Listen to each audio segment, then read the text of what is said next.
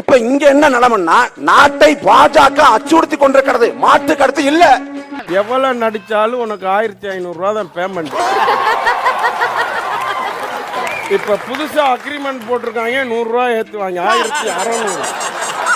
பாஜகவை விரட்ட வேண்டும், தோற்கடிக்க வேண்டும், மாற்று கருத்து இல்ல, சத்தியமான உண்மை. நீ ஏடாளுற இல்ல வாங்குற காசுக்கு மேல கூறாடா கொய்யா.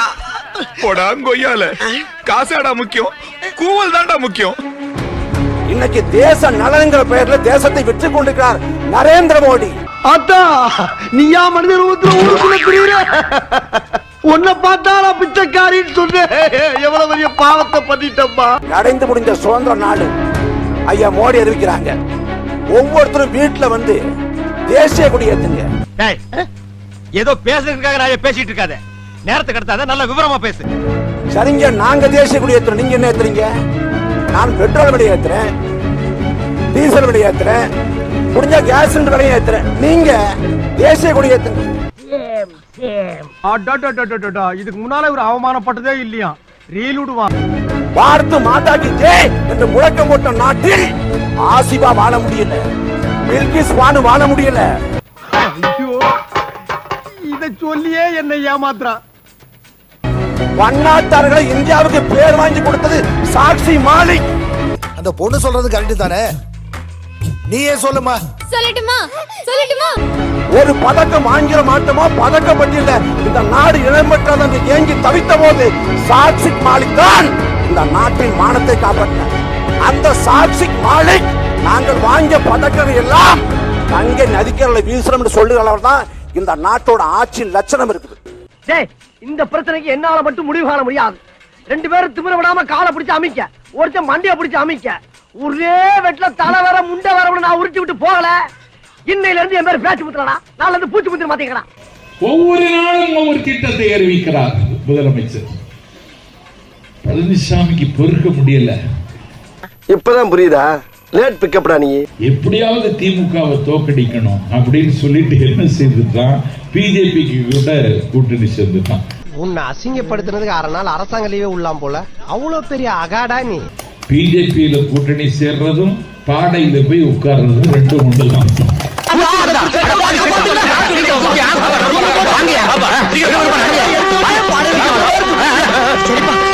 என் வாழ்க்கையில இன்னும் நான் எல்லா குடும்பங்களை பார்க்கணும்னு இருக்கும், எனக்கே தெரியல. எப்பவுமே துப்பாக்கி வச்சுட்டு அந்த வண்டியில சேரா வண்டி ஓட்டுவான், பின்னாடி புகழ் மாறன்னு இருப்பான். எனக்கு பாதுகாப்பு. கொஞ்சம் ஓவரா தான் போய்கிட்டு இருக்கோமோ.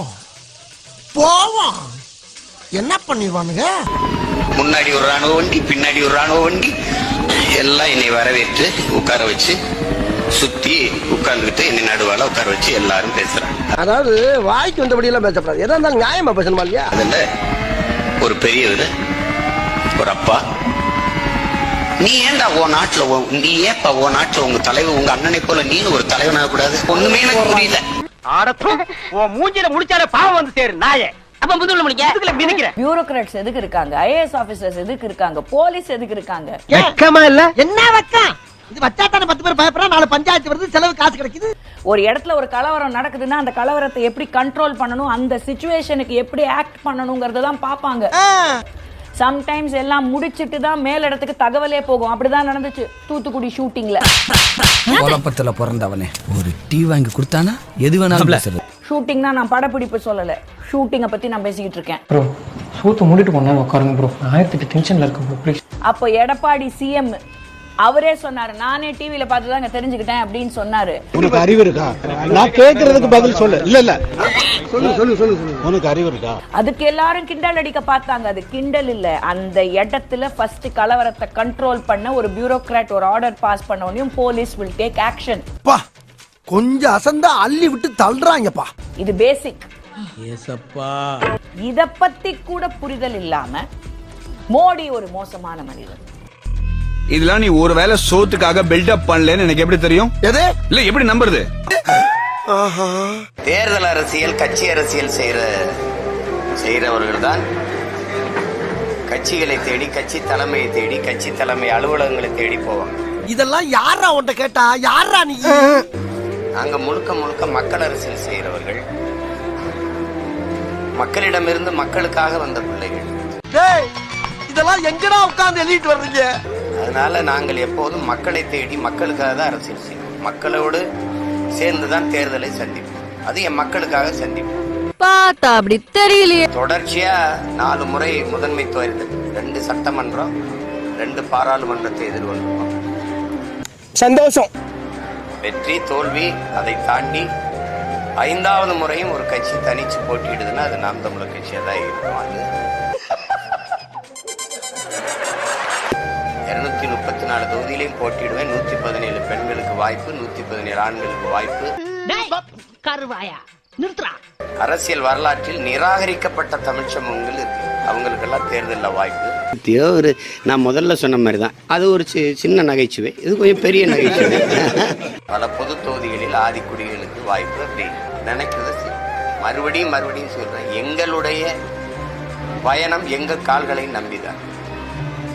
எங்கள் தலைவர் எங்களுக்கு கற்பிச்சது என் விடுதலை என் கையில் தான்.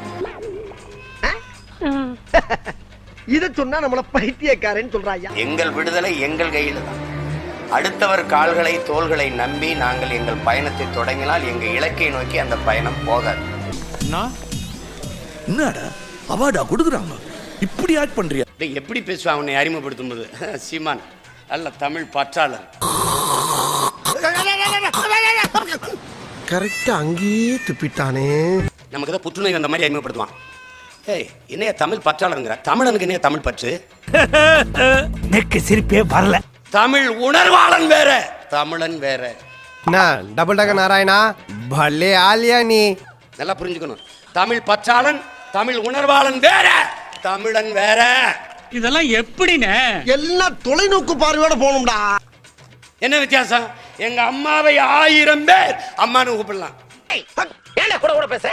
எங்க அம்மா எல்லாரையும் வாடா மகனேன்னு கூப்பிடலாம். ஆனால் அவள் உதிரத்தில் உதிர்த்த ஒரே மகன் நான் தான். மங்கிஸ்தா கிங்கிஸ்தா கிங்கிஸ்தா பாயாசா. அது மாதிரி என் தாய்மொழியை எவரும் பேசலாம், எவரும் பாடலாம். செம்ம காமெடி இல்ல? தமிழ் உணர்வாளன், அவன் தமிழ் மீது பற்றாளன். ஆனால் நாங்கள் தமிழர்கள். இந்த வெறுப்பேற்ற வேலை வேணாம், போடா. தமிழ் தாயின் பிள்ளைகள், அதை புரிஞ்சுக்கணும். ஏன்னா என் தாய் செத்தால் நான் அழுவேன். பார்த்தாலே தெரிகிறது. தெரிகிறதா? பல்லாயிரம் பேர் அழுவான் ஒப்புக்கு. நான் அழுவேன் உளமாற. உள்ளுக்குள்ள உறுத்தல பொறம்போ அப்படின்னு உங்க மனசாட்சி உங்களை பார்த்து கேள்வி கேட்காத மிஸ்டர் பார்த்தசாரதி. அப்படி உளமாற அழுகிற பிள்ளைகள் தமிழ் தாயின் பிள்ளைகள். நாங்கள் தமிழ் பற்றாளர்களும் அல்ல, தமிழ் உணர்வாளர்களும் அல்ல, நாங்கள் தமிழர்கள். இப்போ நான் மலையாளி, எனக்கு மலையாளம் தெரியாது. போடா. அம்மாவை அம்மான்னு சொல்ற, என்னங்க அம்மா அம்மான்னு சொல்றீங்க? அம்மாவை அம்மான்னு சொல்றதுல உனக்கு என்ன பிரச்சனை? என்னங்க எனக்கு ஒண்ணுமே புரியல. ஒரு நாளைக்கு நீ 5 தடவை தான் அம்மாவை அம்மான்னு சொல்லணும், அதுக்கப்புறம் சொல்லக்கூடாது. அப்படி சட்டம் போட புரிய வேண்டாம். அவருக்கு பிள்ளைய பத்தி காண்டாம இருக்கன்னு பேரு. தாயே தமிழே வணக்கம், தாய் பிள்ளை உறவம்மா உனக்கும் எனக்கும். பார்த்தாலே எனக்கு புரியுது, நான் சொன்னது உனக்கு புரியலன்னு. இருந்தாலும் எக்ஸ்ட்ரா 2 பிட் இருக்கு, அதை தூக்கி போய் அப்படியே கேட்ச் பண்ணிக்க. என்ன பாடு படுத்திருப்பேன்னு நினைக்கிறீங்க மத்திய அரசு? சும்மா நமக்கு டுமுகள் அமால் டுமால். மொத்தம் 24 கல்லூரியை இழுத்து போட்டுறாங்க. சோறுதான் திங்கிறியா இல்ல பியல் திங்கிற பேப்பு? ஸ்டாலின் அவர்கள் அழைத்தால் எல்லா மாநில முதல்வர்களும் இங்க வராங்க, பாத்தீங்களா இல்லையா? ஆஹா, ஒண்ணு குடித்தாங்கய்யா. சரி, எல்லா முதல்வரும் வராங்க சாமி, நீங்க பெரிய ஆள் தானே. இந்த காவிரியில தண்ணி வரலையே, அதை போய் வாங்கி கொடுக்க வேண்டியதானே. நீங்க என்ன பண்ணிட்டீங்க? நாங்க தாங்க தீர்த்து வச்சிருக்கோம். நாங்க இல்லன்னா இந்நேரம் அவன் அணை கட்டிருப்பான். காமெடி பண்ணாத. காமெடியா? நான் தைரியமான ஆள்னு நிரூபிக்க என்ன பண்ணணும்? பாகிஸ்தான் பார்டர்ல போய் சண்டை போடணுமா, சைனா பார்டர்ல போய் சண்டை போடணுமா? எனக்கு கராத்தெல்லாம் தெரியும்ல. தமிழகத்துக்கு இதுவரைக்கும் நல்ல திட்டங்கள் கொடுக்காத, எந்த ஒரு நல்ல நன்கொடை கொடுக்காத ஒரு அரசாங்கம் பாஜக. நரேந்திர மோடி அவர்கள் தடுத்து வச்சிருக்காரு. தமிழ்நாடு கவர்மெண்டோட பர்மிஷன் இல்லாம நீ கட்ட முடியாது. அது எப்படிடா உன்னால மட்டும் இப்படி எல்லாம் பேச முடியுது? ஐயா, என்னைய மாதிரி எல்லாரும் தத்துவம் பேசுற முடியுங்களா? நானா பேசுறேன்? வரலாறு தெரிஞ்சா பேசணும், கெட்ட கோவம் வந்துடும். எடியூரப்பா ஒரு நாள் சிஎம் இருக்கும்போது கையெழுத்து போட்டு கொண்டு வந்தாரு காவேரி மேலாண்மை வாரியத்தை. என்ன பேசுறீங்க?